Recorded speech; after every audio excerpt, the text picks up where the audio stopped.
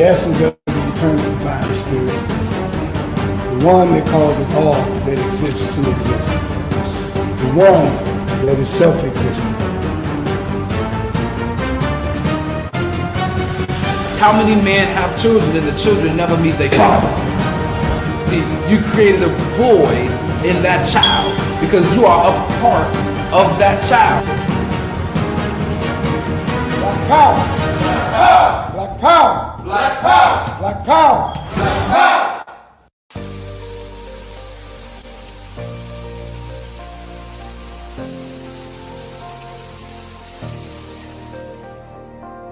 Are you feeling fatigued and can barely make it through the day without some type of caffeine? Are you on a journey of healing your body but need a little help? Then alkaline water is what you really need. Alkaline water has many benefits. Alkaline water can help restore pH balance in the body.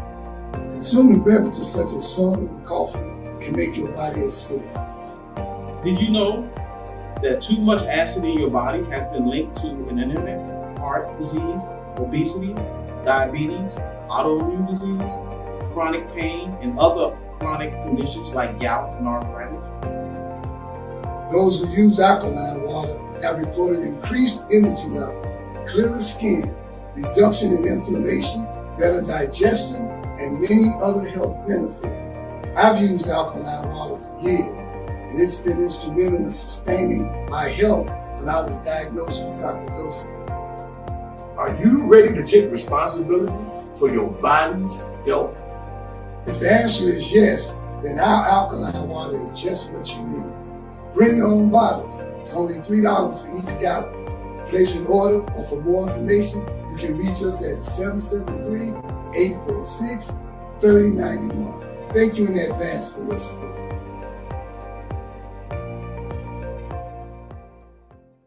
Hi, my name is Sister Ebony Stevenson. I am your announcer for today. Welcome to the Toma Nation's weekly Sunday worship service from 12 p.m. to 2 p.m. every Sunday at 616 East 71st Street here in Chicago, Illinois, and also live on Facebook. If you would like more information, you can reach us at www.facebook.com/TomaNation2 or give us a call at 773-952-8302. Now I am going to recite our opening. In the name of the eternal divine spirit, the one that causes all that exists to exist, the one that is self-existent, the one who directs the sunships of millions and trillions of years, and the one who made time the seed of the universe, known among the ancient Kemites or Egyptians as Amun-Ra and Aten, among the Hebrews as Ansar, Yahweh, and Elohim, among the Christians as Lord, God, and Jehovah, among the Muslims and Islamic world as Allah, the one God, among the Rastafarians as Jah, Rastafari, among the Yoruba tribes of West Africa as OMARI, Eshu, and many other Orisha names. I bear witness that all these names refer to the same one, Almighty Spirit, and it is to that essence which I give reverence and to whom I submit. I boldly proclaim that we, the descendants of those black men and women who survived the transatlantic slave trade, are the Lost 13 tribe, born in North America and are of a Nubian Kemetic lineage. I further proclaim that the blood of all the nations of the earth flows through our veins.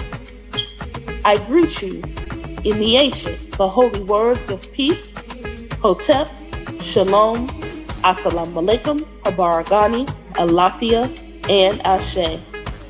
Now I am going to recite the 13 points of what we believe and know. Number 1. We believe and know that we are not to repeat the mistakes of the past prophets and messengers of the Almighty Creator of the heavens and earth. Number 2. We believe and know that we can only establish an economic base through the application of the knowledge of self and the incorporation of the ideologies of the Honorable Marcus Garvey, the Honorable Elijah Muhammad, Mahatma Gandhi, and Ben Ami. Number 3. We believe and know that the prophets and messengers of the Holy Bible, the Holy Quran, and the Kemetic Holy Books were all black. Number 4, we believe and know that Jesus Christ of 2,000 years was and is a black man. Number 5, we believe and know that the knowledge of the Almighty Creator goes beyond books written by the prophets and messengers of the Almighty Creator. Number 6, we believe and know that in order to promote and coordinate unity, we must first recognize and accept the uniqueness of being able to worship our Creator, regardless of religious denomination, name, title, ritual, particular dress, or holy book, as long as it recognizes the Almighty Creator of the heavens, earth, and the universe as supreme. Number 7, we believe and know that it is impossible to tell the truth without exposing the wicked governments of the world. Number 8, we believe and know that the United States government, in collaboration with other European nations, have a denial objective to exterminate dark-skinned people of color off the earth through the act of genocide. Number 9, we believe and know that some of the most effective methods that are being used today are AIDS, birth control, alcohol and drug abuse, vaccinations, gang and domestic violence, systematic elimination of trauma centers, the public school system, and public aid within the black communities of America and the world. Number 10, we believe and know that the last trick that Satan is playing on us is the dividing of us by our religious differences, religious gangbanging. Number 11, we believe and know that the conflict between the various religions are comparable to the conflict between various street gangs within the inner cities of America. Number 12, we believe and know that the war on drugs and gangs is a diabolical plot to disarm the black community of weapons, break up the black family, withdraw our constitutional rights, also kill and incarcerate young black males under the undercover code name April 2029. And number 13, we believe and know that every letter, shape, sound, and numerical value contains esoteric information that completely transcends the specific contextual meaning of the word. Our purpose: to bring about the growth of a righteous community in accordance with the laws of the Creator of the universe, under the leadership and guidance of Brother Minister Raheem Quasad Oxen, to provide solutions to the social and economic ills that plague the communities of urban America. Our goal: to re-educate and retrain youth and young adults to develop positive moral values as an alternative to delinquent behaviors, because you can't rebuild a community and not rebuild the minds of the residents of the community to meet the responsibilities of maintaining the community's image. Our mission: to enhance the economic development of our communities by establishing businesses, real and personal properties, thereby creating jobs and/or entrepreneurship training programs that will reverse the concept of leaving the community to buying back the community. Our motto: let your light so shine before men that they shall see your good works and glorify your Father which is in heaven. Matthew 5:16. Now we're going to recite our salute to the red, black, and green flag. Everyone put your right fist in the air and repeat after me. Here's to this flag of mine, the red, black, and green. Hopes in its future bright, Africa has seen. Here's to the red of it, great nations shall know of it. In time to come, red blood shall flow of it. Historians shall write of it, this flag of mine.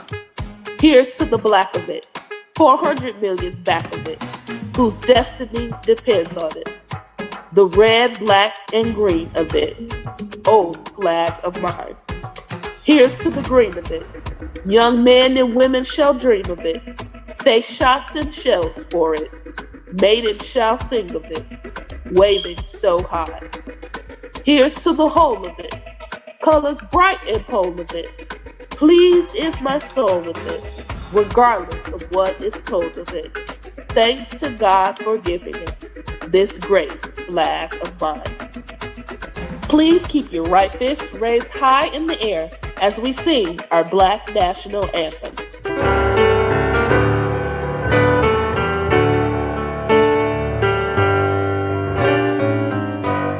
Lift every voice and sing till earth and heaven ring with the harmonies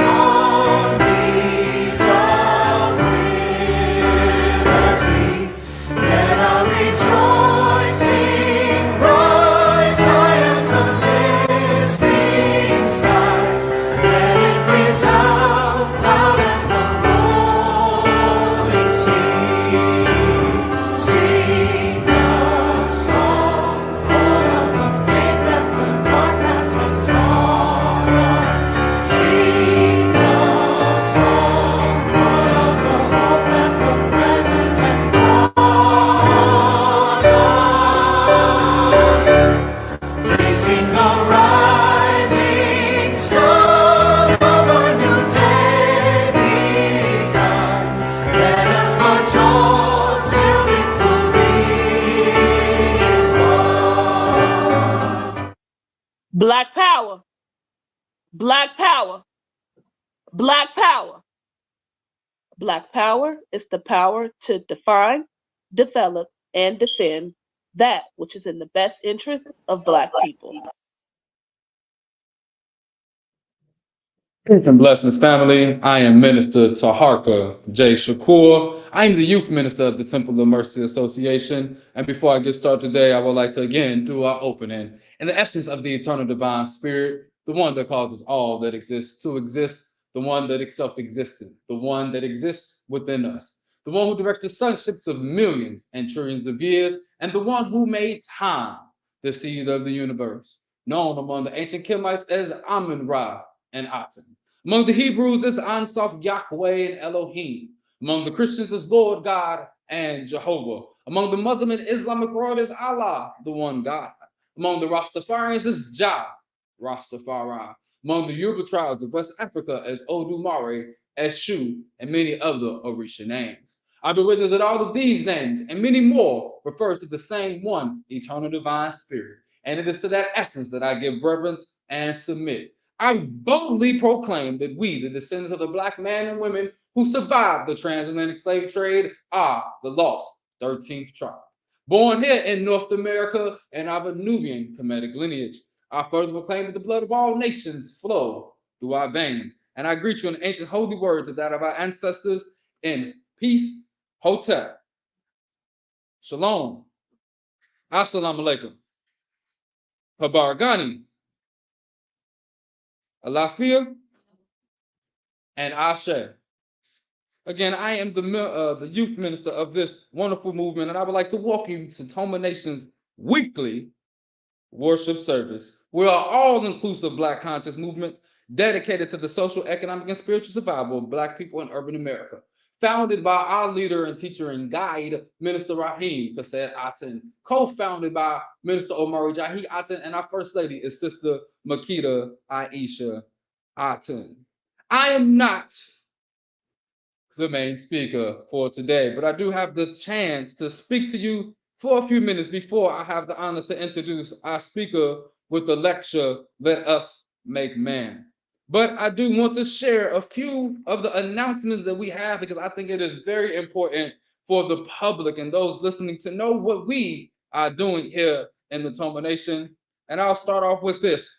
All righteous members shall observe the month of Ramadan in accordance with the Honorable Elijah Muhammad by fasting in the month of December.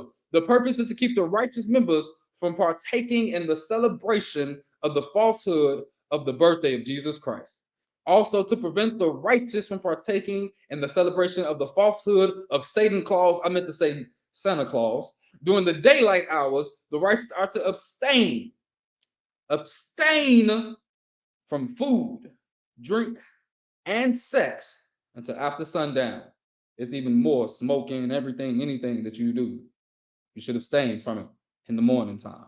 The righteous will also abstain from eating meat throughout the month of December. It is clearly stated in the Quran, Fasting is prescribed for you, so you may guard against evil.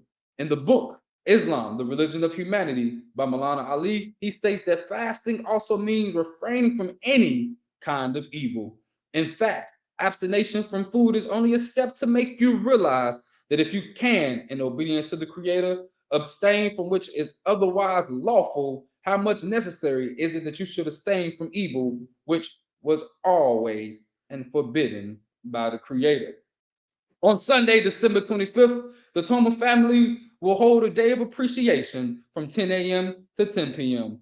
All members and friends, please see Sister Makita, who was the First Lady of the Temple of Mercy Association, if you would like to bring a dish for that day. You are invited to join us on this day to hear the truth about Christmas. While the world is observing and participating in the devil's holiday, as I said earlier, Satan Claus, we will be fasting, teaching, and sharing and reflecting on the upcoming Kwanzaa 7-day celebration that starts on Monday, the 26th of December, till January 1st.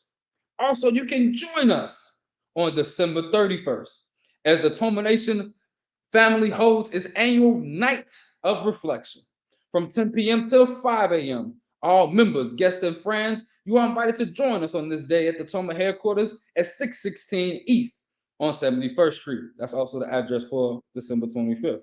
It's a Sunday, so we didn't think to add it in there. You know where we're going to be at.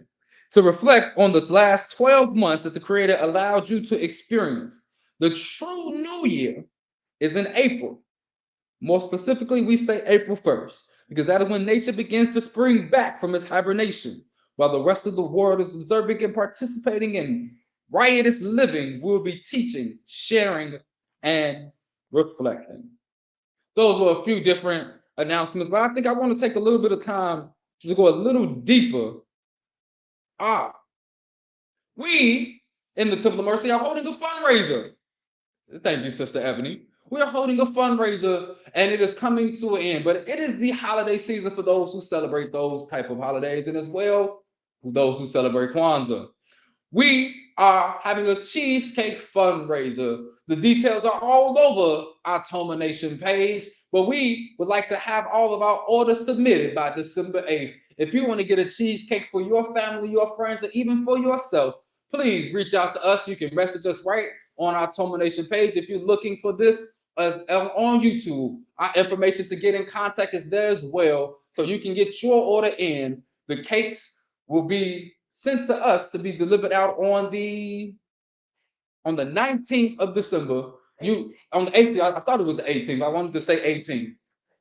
The 18th, the orders will be here, and so we can start shipping them out and deliver them to you, or you can come pick them up from us. Now, with those announcements, I would mention another announcement, but I'll wait until we got our flyer put together for that one. But I want to go back and talk a little bit more about Ramadan, if that is okay. Ramadan denotes that the use of excessive energy. It means burning. Ramadan means burning. For 30 days from sunrise to sunset, our body is making demands on us from within and from without. But our heart is saying no. To please Allah, the Muslim will not drink, eat food, watch television, engage in sports, go shopping for pleasure, such as shopping for shoes, etc. The Muslims / the righteous will not do any of these things for his own pleasure. Married people will not engage in sexual activity during the daylight hours during this fast. The more oppressive and opposing the environment is towards righteousness, the more determination the believer must have in order to complete the fasting during Ramadan. The human being is a creature of influence, and as such, it is very easy for him to come under the influence of anything that he gives himself to. Without conscious thought, a man can become obsessed with the idea of fasting. Fasting without sensible guidelines and intelligent, rational goals can lead to an obsessive behavior. The Muslim righteous must strive harder during this month to combat evil influence. It is during this month to combat evil influence.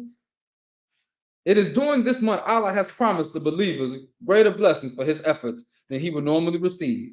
It takes maximum effort, especially in America, to complete the fast. The temptations to commit sin in America are greater than any other place on earth.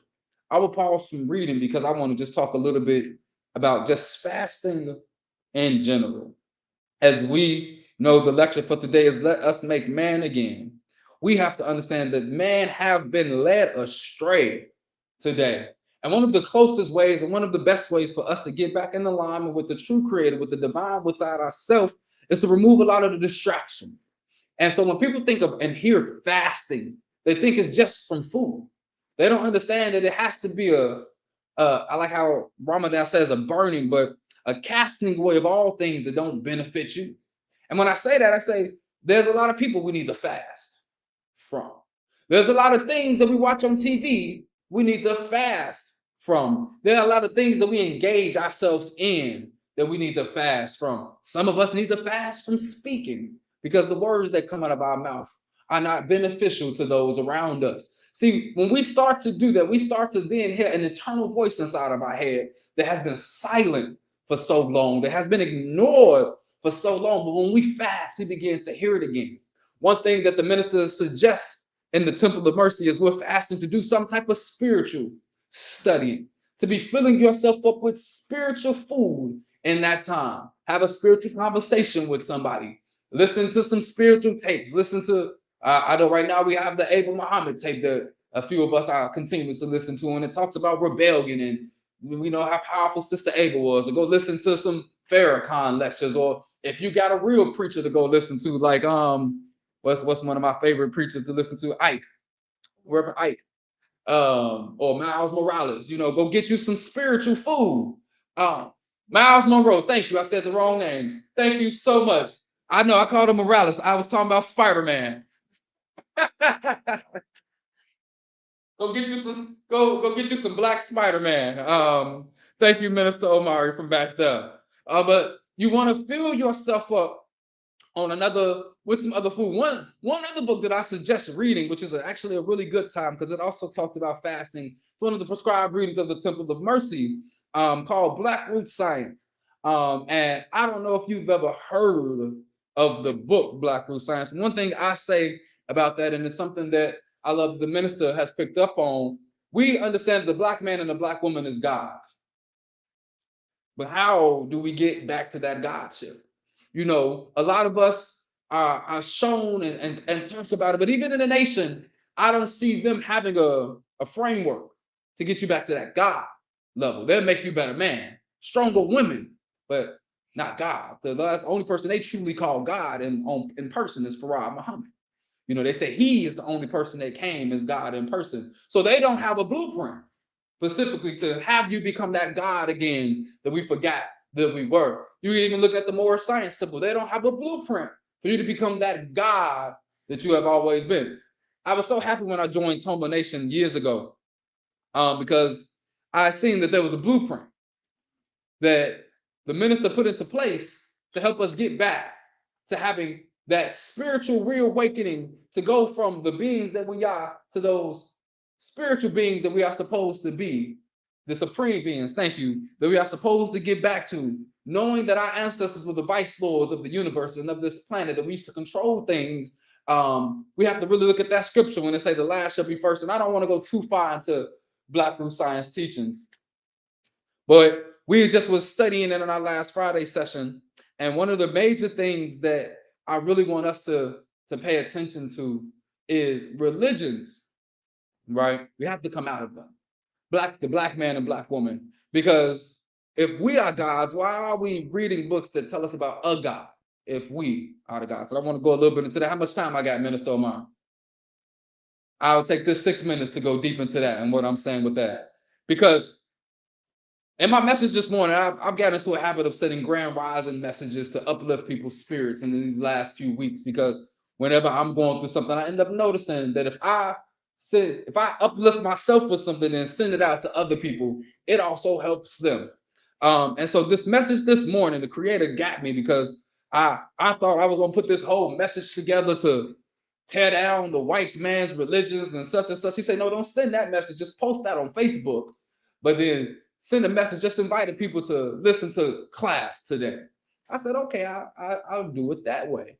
But in that message, I mentioned that the way that again, we use these books as guides, correct? These are beautiful guides to them. But even the God that is mentioned in these books is a specific God. It's not the God, it is a specific God. And I say read Black Root Science because it explains that on a deeper level. And the reason I say it explains that on a deeper level, and I'm going to go a little bit into it, then Minister Mars is going to bring this powerful message, let us make man again. Because in that book, it says, in the beginning of Genesis, it tells us, it say, let us make man in our image. So let's look at who is the us and what man were made. At that time period, there's a theory that, well, I accept it to be true. But there's stories about it that could be methodology. But there's a person that some people call the big head scientist. But I know he was just like us, a god, a black man who was a little upset and decided to do something a little different. He took a group of 60,000 people to an island called Palan, and he told them, let us make man in our image. See, a lot of things that we don't know about the Bible, and they tell us that these are books. Both the Quran and Bible were translated from something else. And what I understand about how translation work, and I like how Black Root Science broke this down a few weeks ago when we had our study, it says it's hard to trace something going backwards. So if I was trying to figure out what something meant, I can't use English as the grounds to say what it's saying. Because there's some words in English that ain't in other languages, and there's some words in other languages that ain't in English. Do you know in Africa they have over like 17 words for love and the different types of love, but all we got is love? So they might have had something in those books, and a lot of these stories that we have, I don't take nothing from any of the people in these books existing, but some of the stories that I put on them don't exist, or they were misinterpreted. So, for example, there's a story again about let us make man in our image. You think that's the creator that created the universe, because it tells you he made the heavens and the earth and all of this. And then he said, let us make man. But they told you that man was made on the third day. So wait a second. Let's look at that. If man was made on like the third or fourth day, who was made when they said, let us make man in our image then? What happened? And I like using the Bible for this because I'm going to do it in the way that it talks about one day being 1,000 years. So we're going to use that level. So if on day one, in the first 1,000 years, he created the heaven, the earth, and made light happen. In the next 1,000 years, I'm going to do it in the temple. We're going to make every one day 10 trillion years, because it say in Black Root Science, it say we've been here for 70 trillion years and only been dealing with them for 6,000 years. So the first 10 trillion years, we lived in darkness and decided that we needed some light. The next 10 trillion years, we was like, oh, let's put some other life on this planet. 3rd trillion years, like, oh, let's make us some more bodies and create more generations here. After all that took place, a few trillion years later, somebody was born and was like, hey, I see how we are. Now let's make another man to rule them. Because another thing people ignore, what controls this world is the Catholic Church, the Jewish religion, different religions. But what did the Bible tell you? That Satan has dominion over earth. So really, who is in control? Is God in control? Are these religions in the world, thank you, are these religions in the world actually giving reverence to even the God that created them?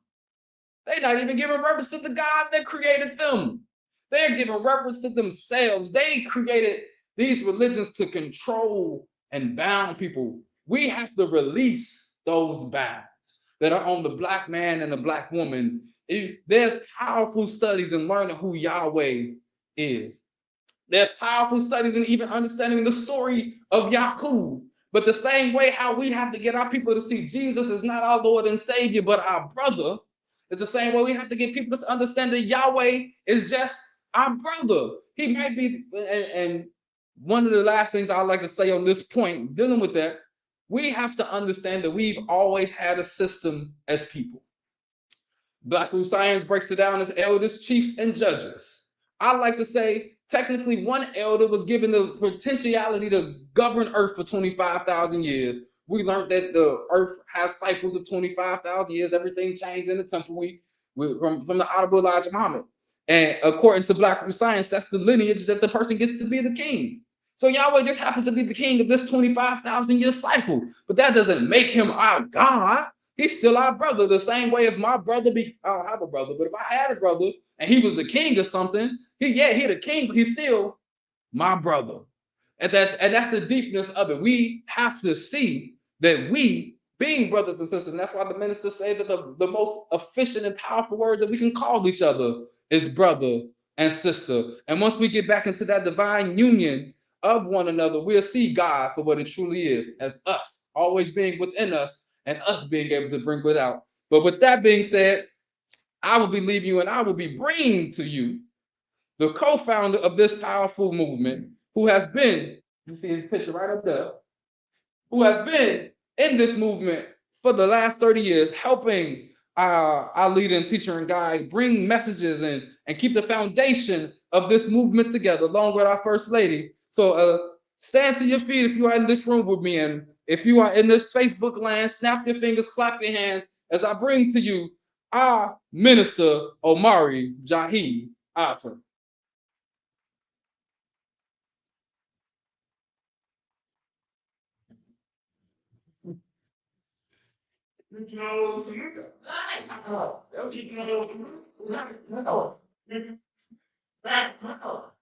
All right, please be seated. Thank you, Minister Harkin, for that introduction. Oh boy. Since the opening has already been established, protocol is in place, I'm going to get right into it because I know we don't have a whole lot of time. Again, welcome to the Temple of Mercy Association. This is a house dedicated to the observance of God. I am the co-founder of this great movement. My name is Minister OMARI Jahi Atten, and along with our founder, Minister Raheem Kasset Atten, and our First Lady, Sister Makita Aisha Atten, we have nurtured and grown this great movement to what it is today for like Minister Taharka said, for the past 30 some odd years. The title of my lecture today is Let Us Make Man Again. Man was already made once, but just like soap, I don't know where this is going, but just like soap, today they have what they call new and improved. But when I look at humanity, I don't know if that's an improved version. So I think that we have to understand what it is to make a man. And when I say man, please understand that I mean man and woman, because that's how God created us as one. And he called us both man. So the foundation of this, one of the foundations, I should say, that this movement is built on or built upon is based on a vision that our founder, Minister Raheem Kasset Atten, he received a vision from our creator that instructed him to find peace within themselves and then to teach others to find that peace as well within themselves. Peace of mind, brothers and sisters, is something that you can't go in the store and purchase. Peace of mind is a feeling of being safe and protected. A lot of people get security systems in their home. And one of the reasons they get this security system is because they want to have some peace of mind. They want to have some peace of mind that their home is secure to the point to whereas when they're asleep, they won't wake up to somebody standing over them. They feel safe, and this is a physical peace, and of course mentally you feel at peace. But now, what is the opposite of peace of mind? And then we want to look at, is this something that we're actually experiencing and living right now today, the opposite of peace? Let's look at this. Check this out.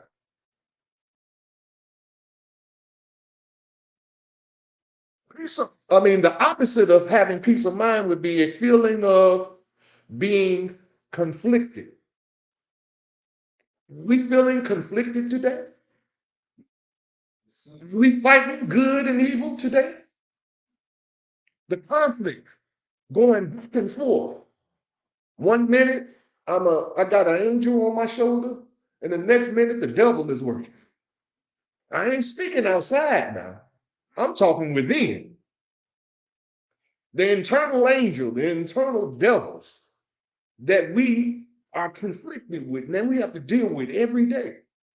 But a lot of us don't even really pay attention to the fact that we are fighting a war and wonder why we call this a warship service.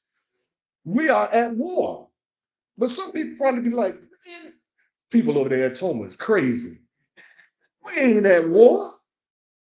I beg to differ, brothers and sisters. We are at war. We are fighting within ourselves to be good when evil is so easy to be. You know, the opposite of peace is also being at war, being in distress, being agitated, being irritated. Are we experiencing this today, brothers and sisters? And if we are, then I can understand now why the Creator gave our leader, teacher, and guide a vision of finding peace within. That peace of mind that gives you that feeling of safety, that feeling of being protected. We can't even let our kids go outside and play because we don't feel at peace. We don't feel safe doing that. So how did we get this way, brothers and sisters? How did we get here? The Creator gave me something, and we're going to talk on it a little bit later. It's called reverse engineering. It's a word that's been out forever. White people use it all the time. Probably other ethnic groups, the Japanese, Chinese. For some reason, we as Black people, we don't really. Well, I can't say we don't. We never heard of it, but we never had a reason to use it. Probably because we didn't know what it really was. But we're going to go into that in a little bit. But the main reason for us being like this is in the Holy Bible. Jesus spoke of it in the book of Matthew, chapter 24, verses 4 and 5. And we quote this scripture all the time, but I wonder if we really understand what the real value of it. Verse 4 reads, "And Jesus answered and said unto them, Take heed that no man deceive you. For verse 5, for many shall come in my name, saying, I am Christ, and shall deceive many." Excuse me. Now, deception, brothers and sisters, deception is a very powerful thing that we are. My last lecture that I gave last month was what was the name of it? What we've learned to live with? We've learned to live with the wrong. And deception is one of those wrongs we've learned to live with. We've learned to live with the fact that people lie to us.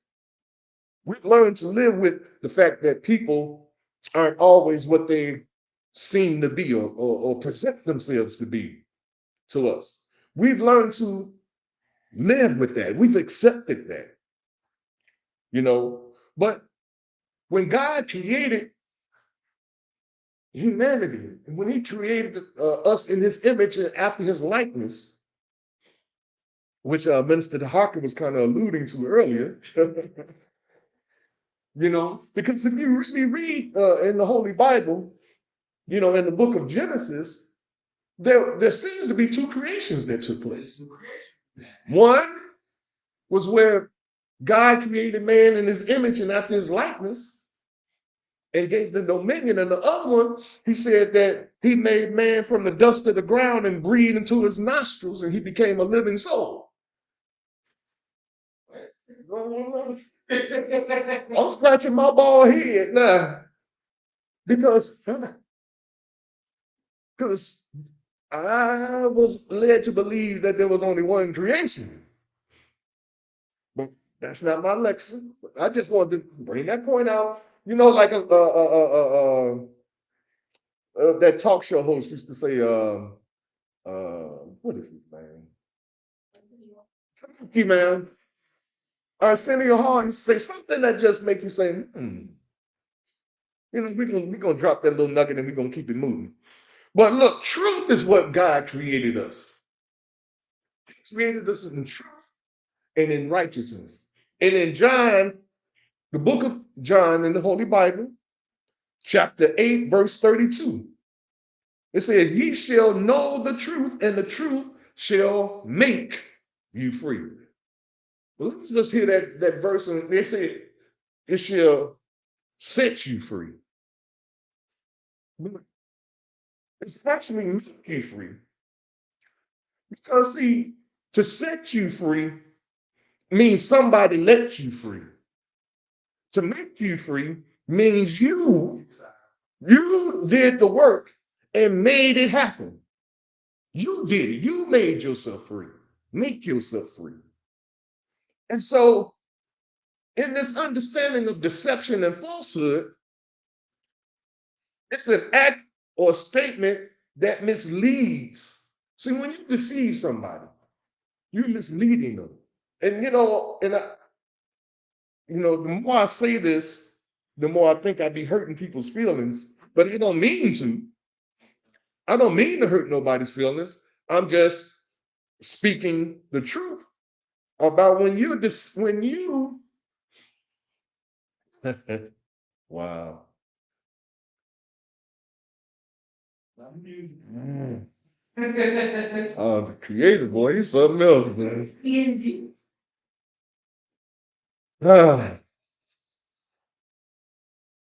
when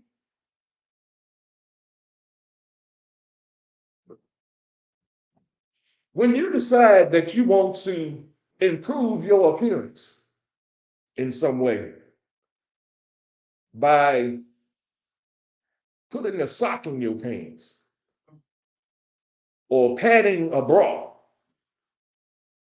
it's deception. When I see a lot of sisters with these eyelashes, they don't like their hair, how God made their hair, so they wear wigs. Or we get extensions. Or I seen this movie, and I spoke of it last week. It's called I'm Gonna Get You, Sucker.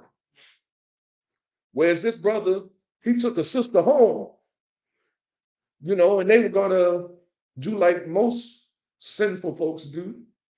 They was finna get busy. And the sister went in the bedroom, and while she was taking her clothes off, she took her arm off, she took her butt off, she took one of her breasts off, and she had a false eye. Now, I'm sure this brother didn't think that's what he was getting when he brought her home. So my point is that when you mislead people, when you hide the truth or promote a belief or a concept or an idea that is not true, it is often done for personal gain. You know, you say everybody wants to feel loved. Everybody wants to feel beautiful, or the word they're using for it now is sexy.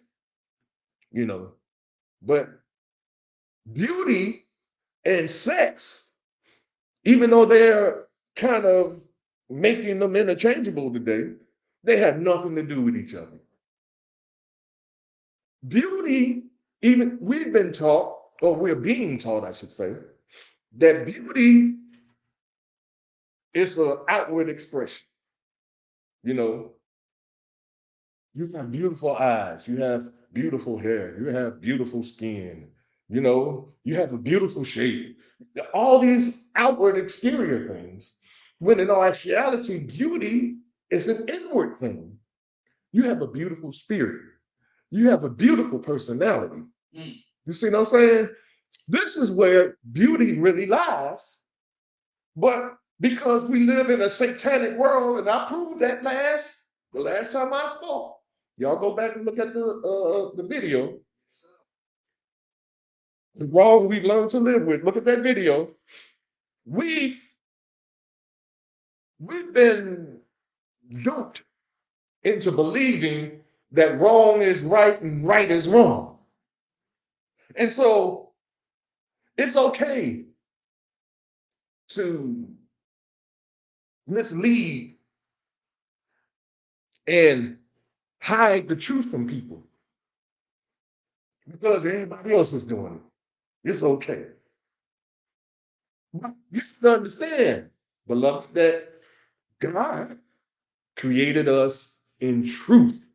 That means it's truth that drives us as spiritual human beings. Truth, not falsehood. So, this, the deception is also involved dealing with propaganda. You know, during the election year, you know, this is like election year, there's a lot of propaganda going around. You know, they were saying all this stuff about Pritzker. They were saying all this stuff about Lightfoot. They say stuff about everybody. You know, they call it campaigning, but it's really mudslinging, you know, and propaganda. What is really propaganda? Propaganda is only information that people give out to give you an impression of a person that may or may not really be true. You know, during the time of Hitler, he used to spread propaganda about the Jews. And he would say that if you let a Jew move into your neighborhood, that the grass would stop growing. Wow, does that sound familiar? Somebody said the same thing about Negroes. You let them Negroes move on your block, the grass don't stop growing. What else did they say? Well, Hitler said rats and roaches would follow them. And you have rats and roaches in your community. Did we hear that about Black people?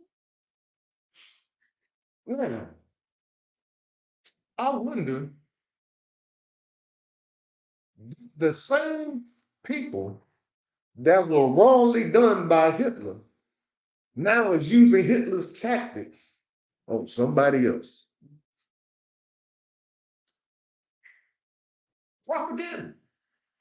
Using this information, or misinformation, I should call it, to paint a picture of a people or a race of people.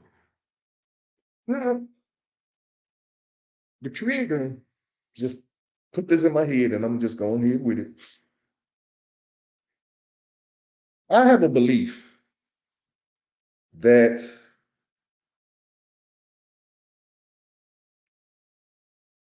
people that are victims of abuse, there's a large percentage of those abused victims that will in turn evolve into becoming a person that inflicts that same victimology on somebody else. Now, what am I really saying? I'll give you a perfect example. And for some reason, the world that we live in seems to understand it when it comes to other races other than us. R. Kelly was abused by his sister when he was young, molested, raped by his sister. As he grew up,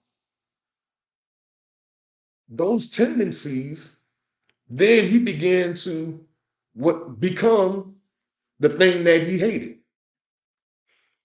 He didn't like the fact that his sister molested him. He became a molester.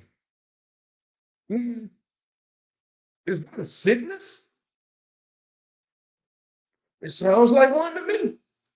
But for some reason, the rulers of this world, the people that make the laws, the people that run this country, seem to understand it when it's a white person. He's ill, he needs help. He needs to go into a detox center if he's an alcoholic or a drug addict. He needs to go and have some counseling, some kind of therapy. If the things that he's operating with is from a psychological perspective. But when it's us, therapy is not even an issue. They didn't even think about therapy for R. Kelly. And it's open knowledge. Everybody knew this. I hope everybody knew this because I didn't think it was a secret that he was molested as a child and never got any help. Now, how many people have become a predator and a pedophile simply because they were exposed to it as a child? And I'm saying that everybody that was molested becomes a pedophile. No, I'm not saying that. I'm saying that it happens. And if it happens, brothers and sisters, then we have to understand that it's happening and we have to put something in place in order to correct the wrong that has been done. This is again why, remember I said earlier, keep this concept in your mind and really study and research it. Reverse engineering. When reverse engineer something, you take a finished product, you don't know how it ended up like this. See, I'm gonna give you a better example. My favorite cake is a pineapple cream cheesecake, right? You ain't never had nothing like it in your life. I'm telling you. If you eat, I'm just like that. I tell you, the best cake on the planet. Pineapple cream cheese, right? I have no idea how to make one. I don't even know how to make a cake. But if I wanted to make a cake, I would start with a finished product, right? And to reverse engineer, you would start with, okay, I know I need pineapples. I know I need cream cheese, right? See, I'm going in reverse in order to figure out how to make the finished product. What else do you need to make cake? Eggs, right? I think you need eggs. Well, I just don't know how to make a cake. I have no idea. But I think it's eggs and flour and vanilla extract or something. Is that yes, And so if I've figured out all these ingredients is needed in order to make the finished product, I have just reverse engineered this pineapple cream cheesecake. Now, the only thing I have to do now is figure out how much did the person that made this used in order to get it to taste like it's tasting. So that means I got to do some experimenting.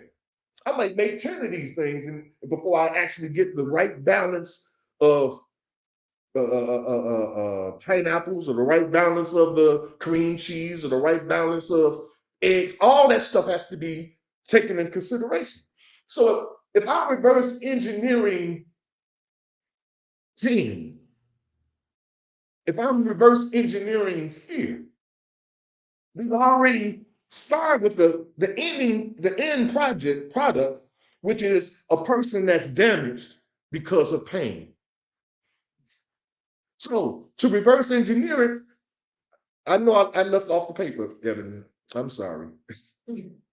I can't help it, but this is what came up. To reverse engineer fear, you have to then look at all the ingredients that made up the fear. Seeing people get shot, hearing gunshots, I mean, there's so many things that go into fear. Being abused, uh, being beat up in school when you were young, having your lunch money taken.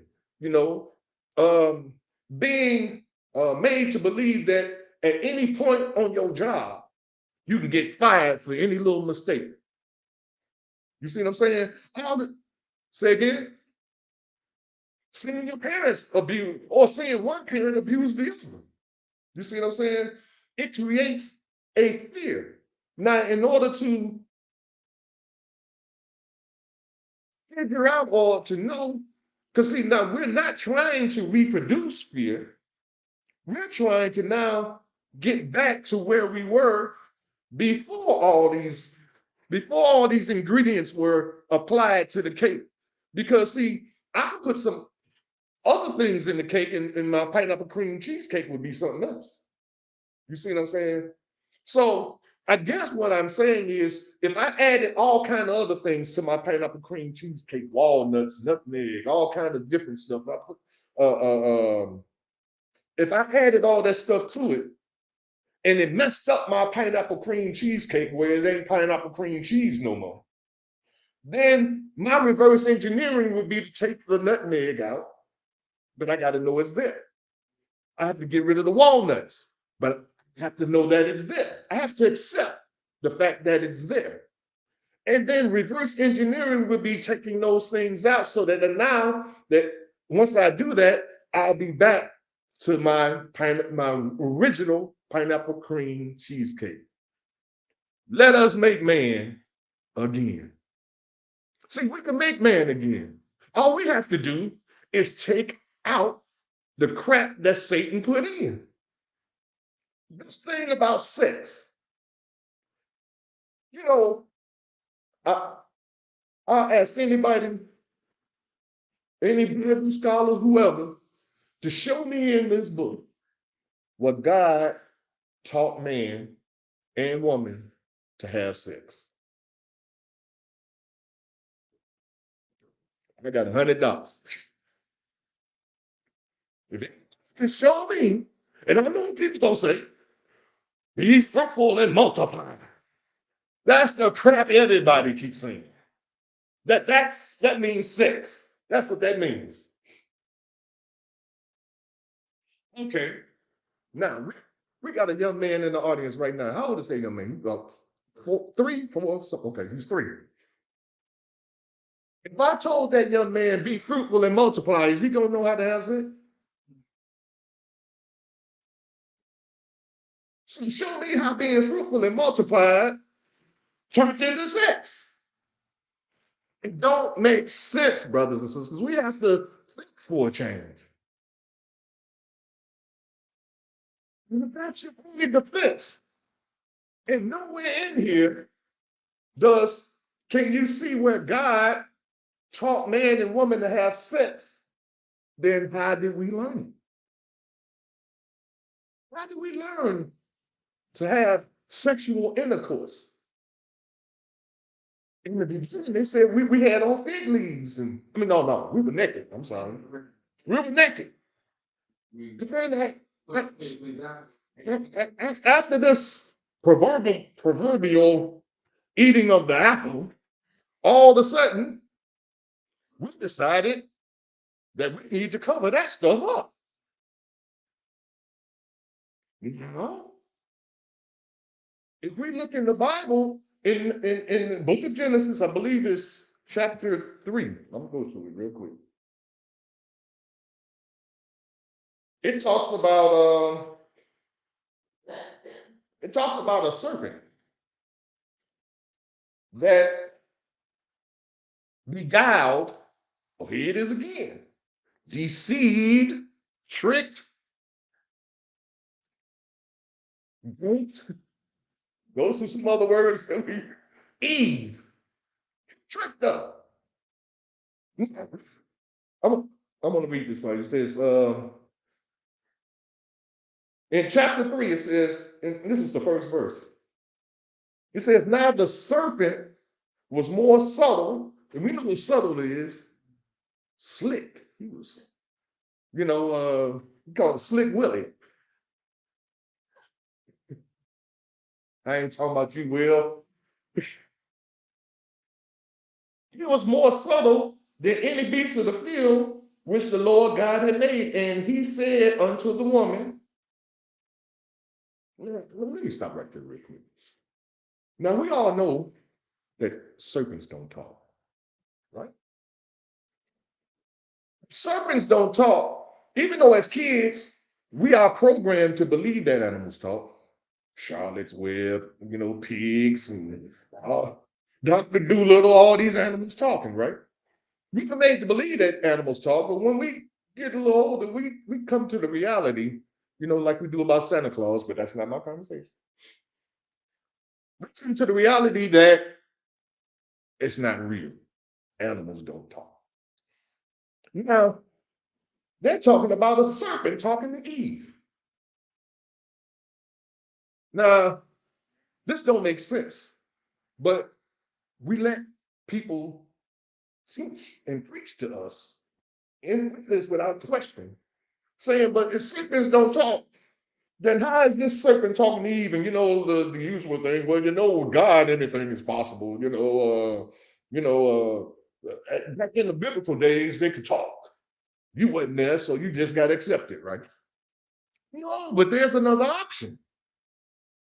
You mind if I give you another option to what this really was about? Have you ever heard somebody refer to a person as a dog? That nigga a dog. Negro's a snake.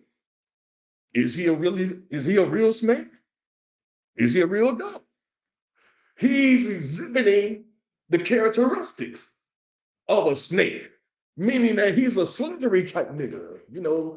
He's don't give a, like dogs. Dogs will screw anybody, anything. Anything with a hole. That's the definition of a dog, ain't it? So if this was a person in the garden, this exhibiting serpent characteristics. It said he was soft. Serpents, forked tongue, truth with one side of the tongue, and then the lie on the other side, and they work together, causing deception. So if this was a dude, I'll be making real clear.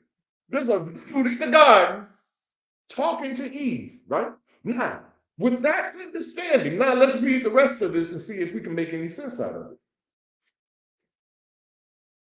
And he said unto the woman, yea, hath God said, ye shall not eat of every tree of the garden.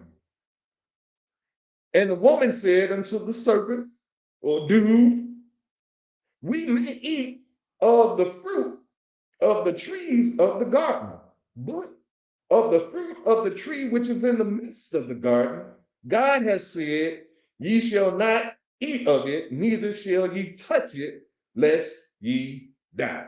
Okay, now let's look at this. They're talking about eating fruit from trees, right? Then we're talking about this forbidden fruit, which they say is an apple, right?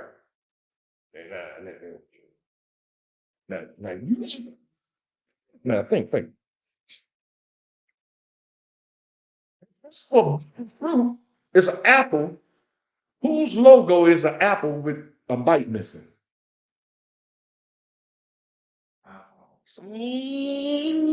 Come on now, y'all ain't making the connection.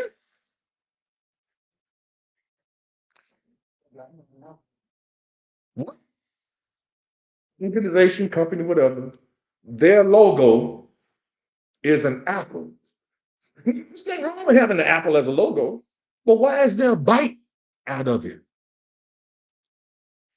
The forbidden fruit was something that apples, so they said, it was an apple that they bit, that was bitten from, and it was forbidden, right? So you tell me, if this book that's supposedly written with God's inspiration or whatever, if this book says that this fruit was forbidden, then what do you think about the company that carries the logo of something that's forbidden? And it's $1 billion corporation. I'm not surprised. This is already Satan's world. Why not have his corporation? Oh, did I just say Apple was Satan's corporation?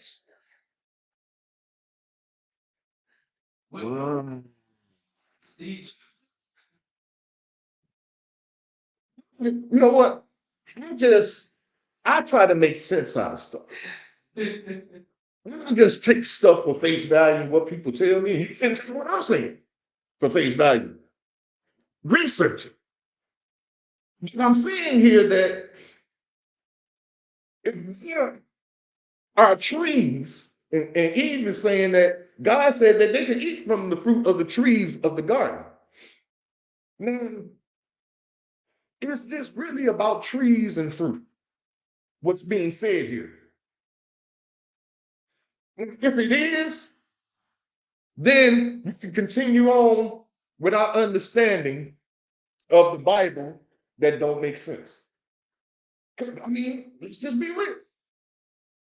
This don't make sense. Serpents don't talk. Now, if you go a little further, you'll understand why these trees in the garden couldn't be trees.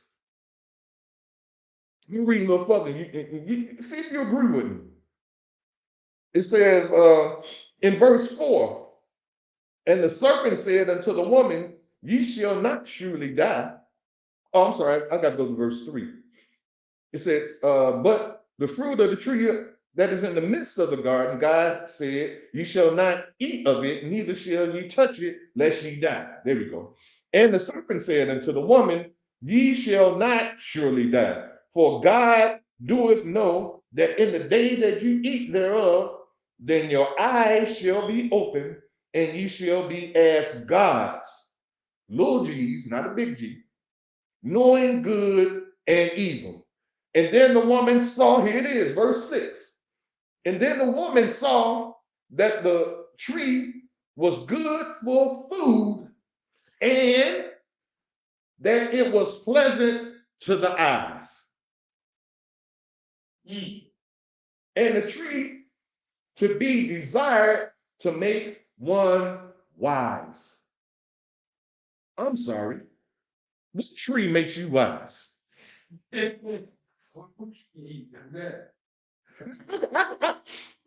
can go with, because some people are into plants and stuff like that. Oh, it's a beautiful tree. It's pretty. Oh, it's a fancy tree. It's a beautiful tree.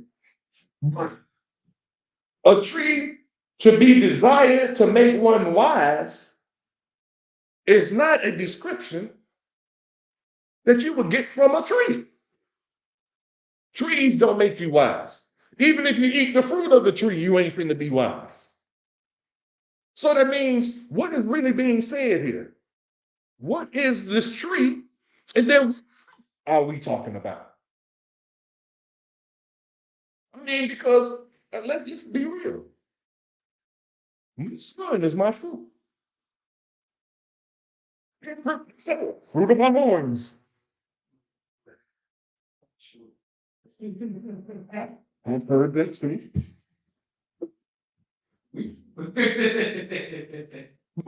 Check this out. Because fruit, because they're talking about something that you are consuming, that you are eating, right? Now, is fruit or food the only thing that you eat? You're eating right now. Yeah. Y'all eating my words. You either gonna eat them or you're gonna spit them out. So that means fruit also can be defined as doctrine or teaching. Now, if fruit is actually dealing with teaching, then now let's go back to forbidding fruit. Forbidding teaching was being taught in the garden that Adam and Eve was not supposed to receive. And that forbidding teaching caused them to realize they was naked.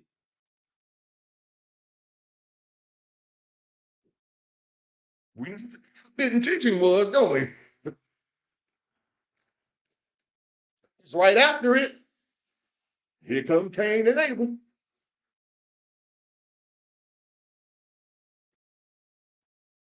They didn't just pop by osmosis. So she took this room,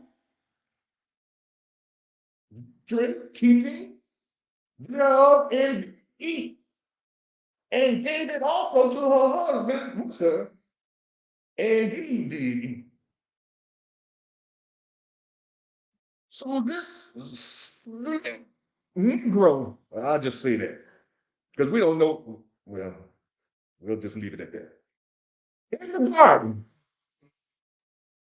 he looked at Eve, it's like, what's up, sweetie? You know,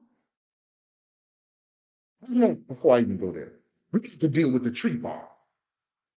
Why do they refer to these things as trees and the fruit of the tree? Now,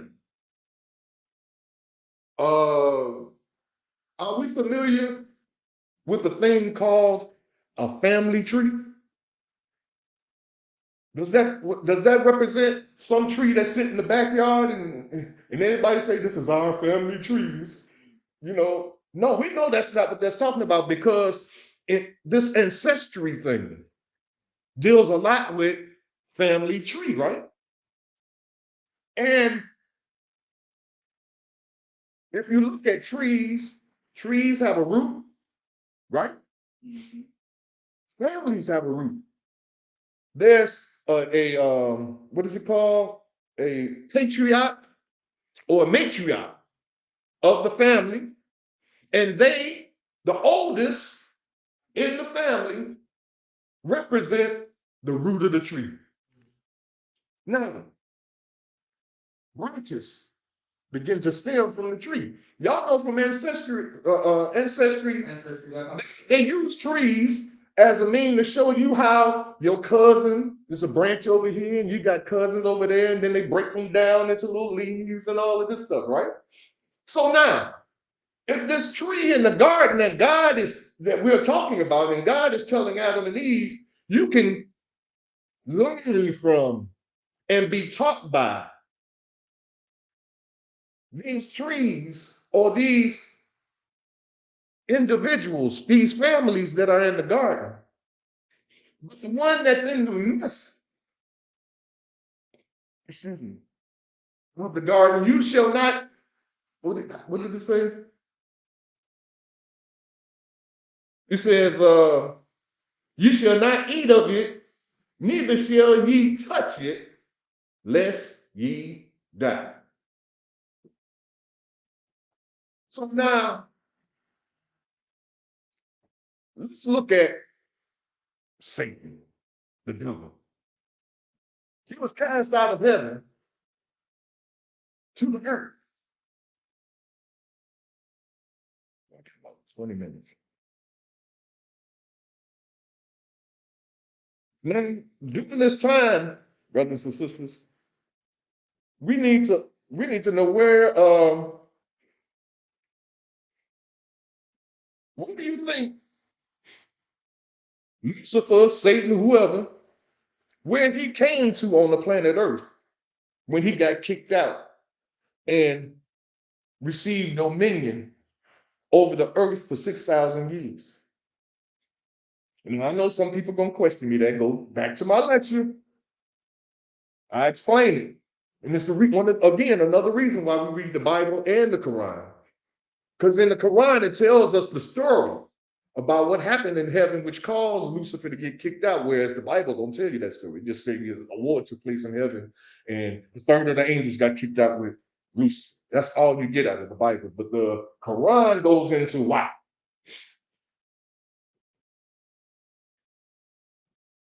So, I was reading. In this tree, in the midst of the garden, because understand something. Like a bike wheel, we've all seen bike wheels, right? It's round. and it has spokes, right? And all these spokes in the wheel are connected to the center. It's a center point in the wheel that if you did not have that center point, the wheel would not be able to keep its round form because it's all focused on the center of attention, the center, the leader. The leader is at the center. So that if Satan was cast out of heaven and he's on the earth, and in the Quran, I got to read this real quick so that you all can understand that I'm not making this up. Where is this in the Quran? I think it's in Surah 7.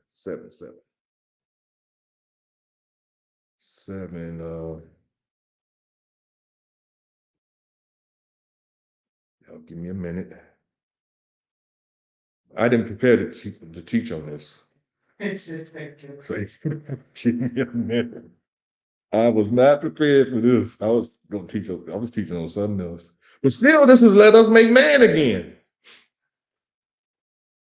Let me see. Do I see it? If I can't find it, I'm gonna just quote it.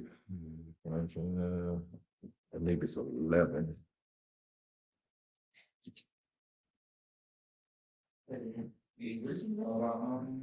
It might be 2. Wait a minute. I think it might be 2. But anyway, I'm gonna just go ahead and quote it because and I wish I could read it.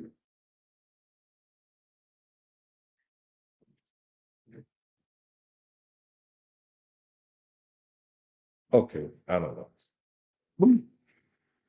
The Quran teaches us that in heaven, God commanded all of the angels to bow down to Adam. And all the angels bow down except Iblis or Lucifer, whatever you want to call him. He refused to bow down. And then God asked Iblis. Iblis is the Arabic name again for Lucifer. And he asked Lucifer, why did you not bow down when I commanded you? Is it chapter 7? Beautiful. Thank you. I figured it was in 7. Sorry, right 11. Surely you created. Okay. There you go. All right. So good. I'm glad you found this. I don't want them to think I'm making this up.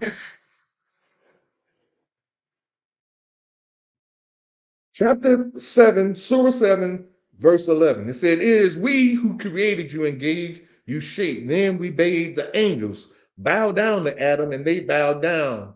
Not so Iblis. He refused to be of those who bowed down.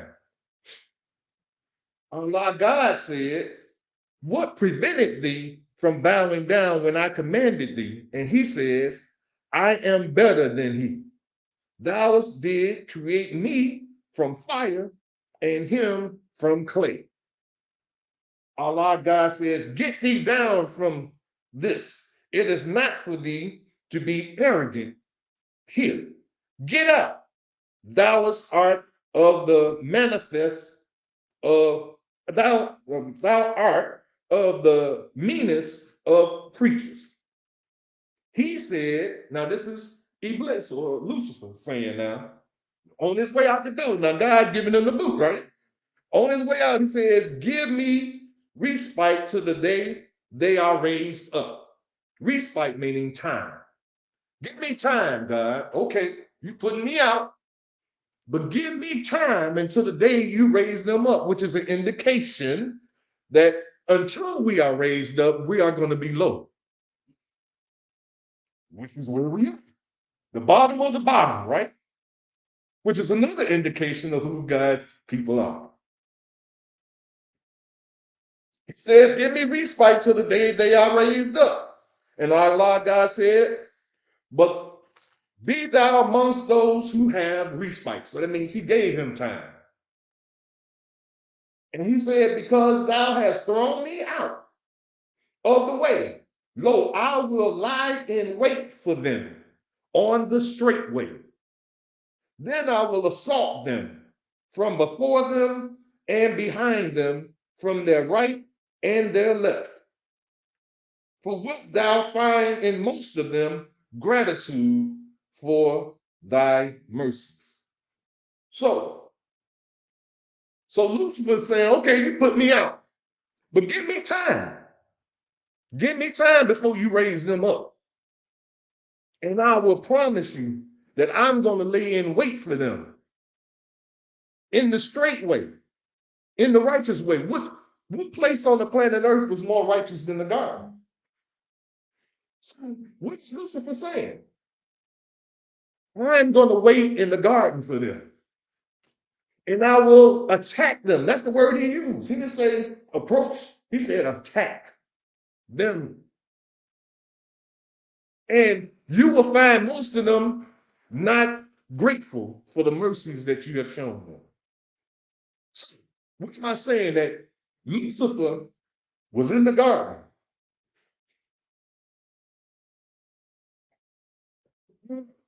He, being the most subtle of creatures, approached Eve and deceived her into believing that if she ate of his doctrine, his teaching, that she will be a God just like God.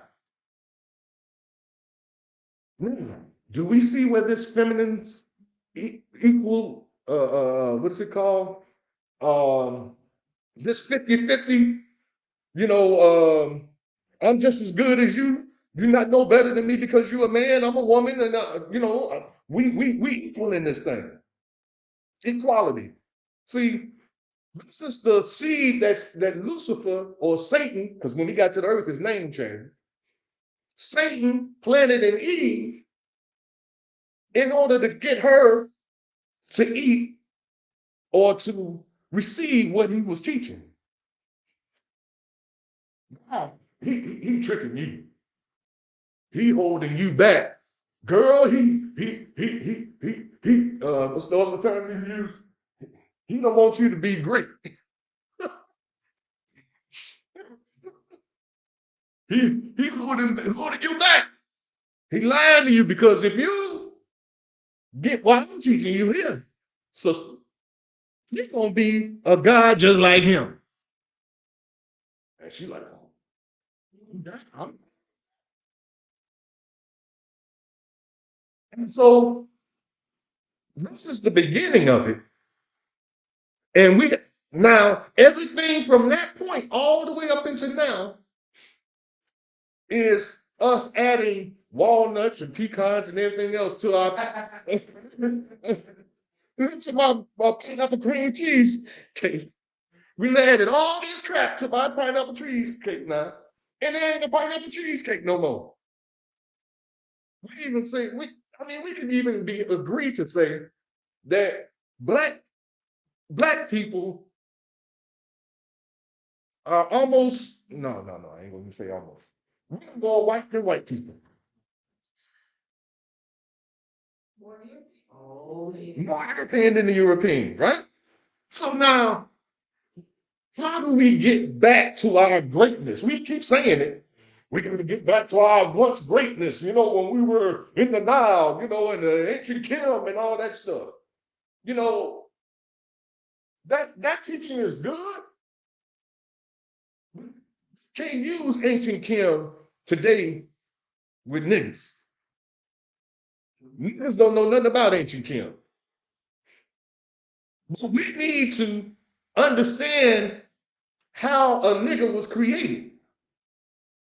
See, this is why my lecture today is let us make man again. Because I'm tired of niggas. So we need to reverse engineer this nigga back into a man.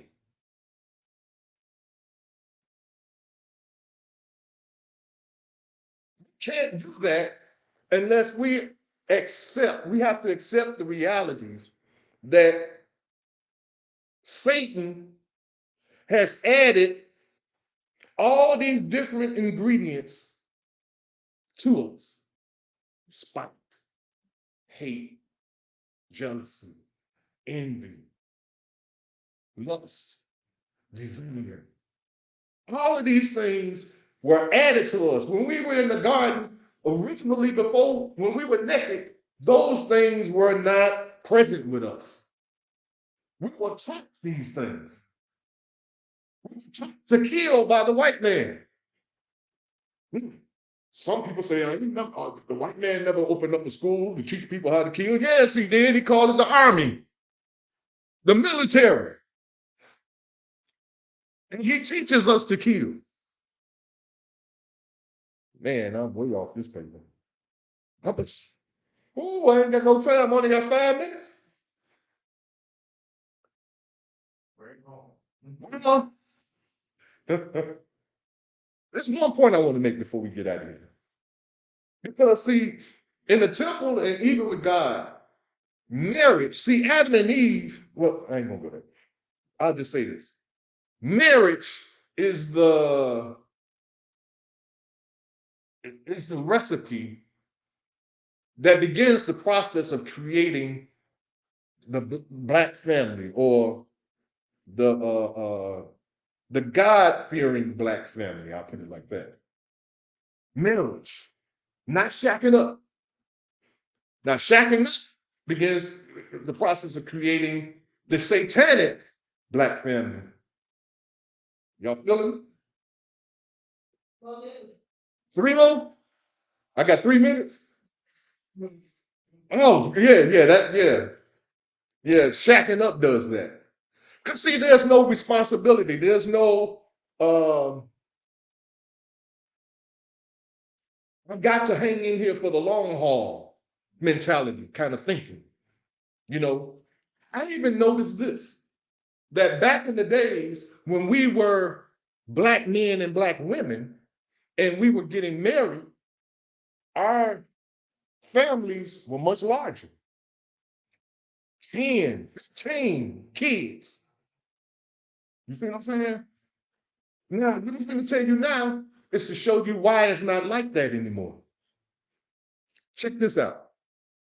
Did you know that before you got married, you had to have a blood test? Back in the day, they used to make you, before you can get a marriage license, you had to have a blood test. And I don't know when they stopped it, but they didn't create a law saying that you can't do it. They just said you can get married and you ain't got to. So that means, you already know how we are. If I ain't got to do it, I ain't gonna do it. What was the reason why we were asked to get a blood test before we got married? Check this out. Let me read a little story that I found online. It's pretty interesting. It says back in the day, it took a blood test. The names I'm just using in this article is Jack and Jill. Okay, it took a blood test for Jack and Jill, to save their marriage. The couple who got married in 2016 battled childlessness, which mounted a lot of pressure on them, especially Jill. Jill stated how she experienced miscarriages anytime she got pregnant for the first 2 years of their marriage. She said each time the miscarriage occurred, she was depressed. Understandably so, being a would-be mother would feel sad about pregnancy loss. The situation continued until mid-2018 when Jill and her husband relocated to another town. I ain't gonna go into all that and skip that part of where they relocated to and everything. Okay, now when they got to this other town, they were advised to visit a consultant who asked them to do a blood test, which they never did before they had got married. There was it was one health clinic where they came from. So after that, when they got to this place, they went to a clinic. But after the blood test, it was revealed that the couple's blood type was incompatible. Because while Jack had A positive blood type and Jill was B negative blood type, medical experts explain why the blood type of the couple is a serious issue, especially when planning a family. So, what's that saying? Because of their incompatibility of their blood, she was having miscarriages. Now, if I'm trying to stunt the growth of your race, then miscarriage is a good thing for me. And so if I tell you you ain't got to get a blood test when you get married, you think you're doing good because you're getting married. By not having that blood test to recognize whether your blood types are compatible, you are putting yourself in a position where you can have problems raising a family, or the woman will have problems. Zero, I'm out of time. Where the woman will have problems having children, and that will cause problems in the relationship, and that's why we have a lot of the challenges that we're having today, financial, and the fact that sex, and I'm gonna continue this, but it just ain't gonna be today. But why all of these things play a part in why we are in the condition that we're in, and we have to know all this stuff so that we know now what to do. We know one thing that we can do to reverse engineer this thing. Before we have sex, get a blood test. I leave you as I greeted you in the ancient beget holy words of peace. Hotep, shalom, assalamu alaikum, habaragani, alafia, and Ashe, peace. In the essence of the eternal divine spirit, the one that causes all that exists to exist, the one that is self-existent. How many men have children and the children never meet their father? See, you created a void in that child because you are a part of that child.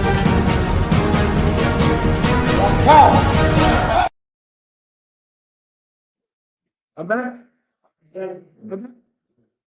Wow, that was a wonderful lecture from Minister Omari. Wow, let us make man again. I kind of try to remind him every time he starts speaking that when we appear at the podium, we never stay on the paper.